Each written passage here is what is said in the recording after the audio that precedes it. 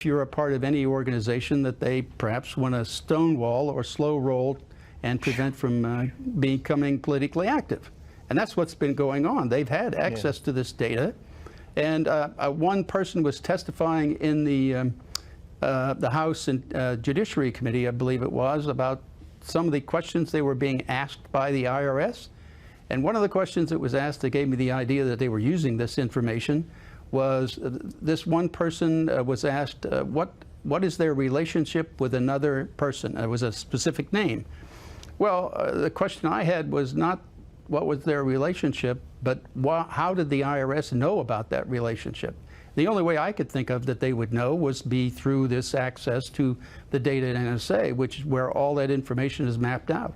So what you're saying is the NSA slips this stuff to them, they read it, get a clue, and then they go through their normal procedures and act like they didn't get the information, they got it from another source, so they pull the wool over Congress. You know, the congressman, yes, go ahead. And they also use that in court, which means in my sense that means they're perjuring themselves in court. So I call that a planned program perjury policy run by the Department of Justice of the United States. You know, I'm horrified at all this, and I'm sure the average of America, you know, most of the congressmen they come out of neighborhoods and they're elected by the people. Do you think Congress has even a clue as to what you're talking about? Probably not a complete clue, but I think that that's part of the reason that Representatives Amos and Conyers got a coalition of members of the House to try to unfund NSA's activity last year. They almost made it by about 12 votes. They lost by 12 votes, but they came pretty close for a first try. So there is a move in Congress to limit and stop this, and it really is all of this activity it's unconstitutional under the First, Fourth, and Fifth Amendments. The first, because they're giving your associations and everything, the government is collecting that data. The fourth, because they're looking at the content. It's not just metadata that they're collecting, it's content also. And the fifth, because they're using data that the content of data that you pass between your friends and neighbors, and use that against you in a court of law. That's a violation of the Fifth Amendment. That is to have you can claim the Fifth Amendment not to testify against yourself. Well, that's a violation of that too. How come some little guy didn't come after you in the middle of the night, or have they? They have, actually. They sent the FBI at me in 2007 and tried to intimidate me to stay quiet. What about Snowden? Is he a traitor or a hero? I looked at him as doing an absolute public service, not just to the people of this country, but to the world, because he produced evidence that's irrefutable by our government. That's the crimes against the Constitution and the laws that we had over time anyway. So that was irrefutable evidence of what they were doing, and so they cannot deny it now. What kind of megalomaniac would want to do something like this? This is monstrous, and these guys, I mean, where does the mindset come from that devises all this stuff?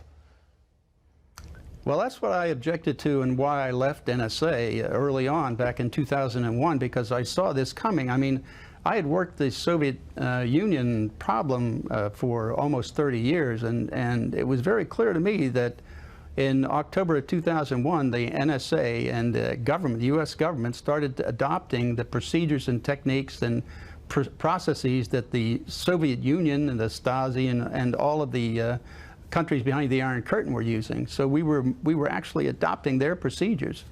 It was very clear to me that that was what was going on. All right, last question. The average person doesn't have a vestige of knowledge of what you're talking about. They just trust their government. What are we going to do as citizens? Well, you see, let me say something about that first. That's really the problem here in this country. You see, from what I see is we have not had a dictator in this country for almost since George III, for almost 240 years. So we've been very comfortable over those 240 years, at least, kind of depending on our government to do the right thing. And that's what we've all been accustomed to them doing. That is, we trust them and have trusted them for a long time. And so we don't have that knowledge of what dictators and dictatorial processes are. But if you look at it, the Germans today are the ones who are really upset about this. And the reason they're upset is because they've got living memory of the Stasi and living memory of the SS and Gestapo. So they're very familiar with these techniques and procedures, and that's why they're very upset. To me, I think the only way we can get out of this is to fire everybody in D.C. I think that's the only way to do it. You have to go out and vote. You have to get active. You can't stay quiet and let this happen. You have to stand up and oppose it. Bill Benny, thank you so much. You're a great patriot, and keep speaking out. And we'll ask prayer for you, for your protection, because I can't imagine they're going to let you keep on talking, but maybe they will. Well, folks, if you want to learn more about Bill Benny and the NSA, you can go to our website. There's more detail about it. And you know something, as he was talking, the Bible makes a statement in the book of Revelation that people could not buy or sell without the mark of the beast. And you said, okay, there is no way that there's any governmental agency that could enforce something like that. And what this man, who is the technical director of the NSA, former technical director, is saying is that the government now has the technique to do this worldwide. You know, Google has maps of if you have a little shack up in the hills someplace, Google's got a map of how to get there. And that's a private agency. And, you know, your credit cards, your telephone calls. But the thing is, what he's saying is that you pick up the phone and call your girlfriend, and that's monitored and that's recorded. And it's frightening. You don't have to be saying, you know, I want to plot against the government. It's a normal conversation, and they call it metadata and all that stuff. And we don't understand it enough, so we say, well, oh yeah, well, we don't have terrorists, we don't have blowing up our airplanes. Well, of course we don't. But is it the price of safety for a few passengers on an occasional airplane? Is that worth taking away the liberties of all the people? And the answer is no. But this is Big Brother. It is what is written in the book of Revelation, and it finally can happen in our lifetime.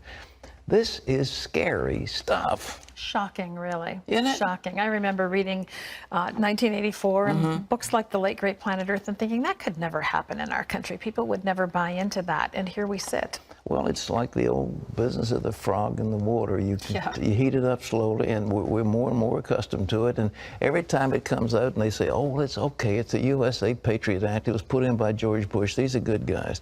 And this is, you got a nice general up there, he's a 3-star general, he's got a benign looking face, and you figure he's not going to hurt you, and so he's in charge, and then somebody else. Well, we also grew up being taught and believing that the check and balance system in our government was going to take care of all of this. This is huge. The gathering is in the billions and billions and billions of bits, and it is, we finally have the capacity to control every human being on the face of the earth. Oh. Clean them up, that's what he said. Throw the bombs out and let's start afresh.